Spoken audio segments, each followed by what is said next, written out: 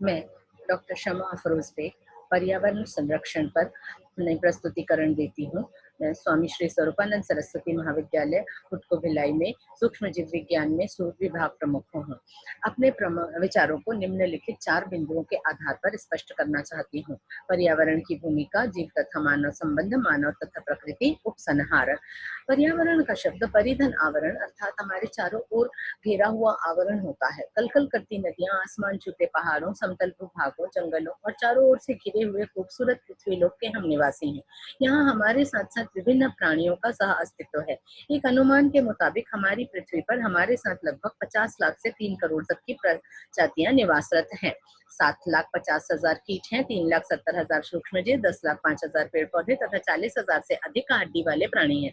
सबसे महत्वपूर्ण तथ्य, इनमें से कोई भी अनावश्यक नहीं। प्रत्येक जीव जंतु पेड़ पौधा लाभदायक है और पर्यावरण को संतुलित रखता है। प्रमुख पर्यावरण चिंतक डॉक्टर तारक मोहनदास ने कहा कि एक पेड़ के लाभ के अनुमान को शोध कर बताया, 50 यदि वृक्ष 50 वर्ष का, भार 50 टन का, तो यह वृक्ष आने वाले 50 वर्षों तक 15,70,000 का लाभ प्रति वर्ष देगा।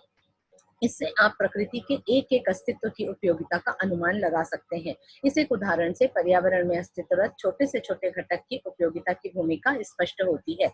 दूसरी विशेषता, जीव तथा मानव संबंध। एक मोटे रूप में मानव के विकास की अवस्थाओं से उसके जीव जगत के बदलते संबंधों का अनुमान लगा सकते हैं।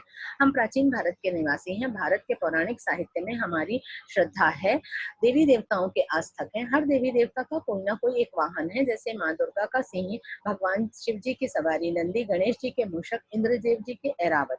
ऐसा लगता है पौराणिक समय में जीव और मानव संबंध सुदृढ़ एवं सम्मानपूर्ण था, किंतु आदिम समय के मानव का आहार ही जीव थे। मानव शिकारी था और जानवर उसके शिकार।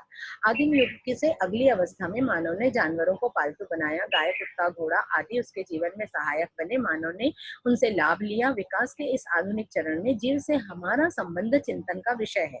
विकसित मानव जीवों के प्रति न तो सकारात्मक है न नकारात्मक, केवल तटस्थ दृष्टिकोण रखता है और स्वयं को मालिक समझता है।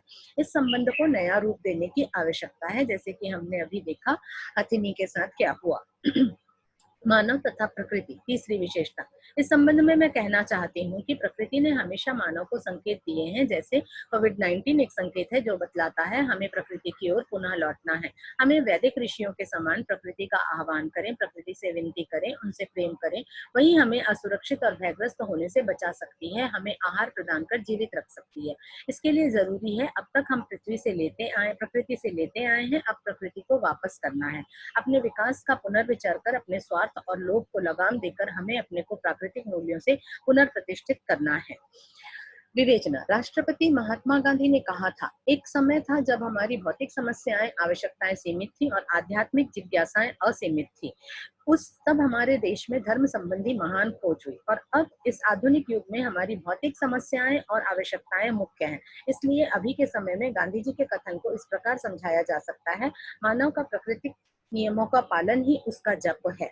हमें प्रकृति से सामंजस्य, प्रकृति से प्रेम, हमें प्रकृति का संरक्षण करते हुए संवेदनशील जीवन शैली ढूंढनी पड़ेगी, अन्यथा मानव जाति का विनाश अवश्यम भावी है। और अंत में मैं कोविड-19 और प्रकृति के संरक्षण संबंधी भावनाओं को अभिव्यक्त करती अपनी कविता से अपनी वाणी को विराम देना चाहूंगी। मानव कर रहा मनमानी, कहता है प्रकृति को अभिमानी, कर्म उसके हैं उच्छृंखल, कहता है माँ प्रकृति का फल, मौत का मुहाना, करोना नरसंहार, अपूर्ण सीमित मनुष्य की सबसे बड़ी हार।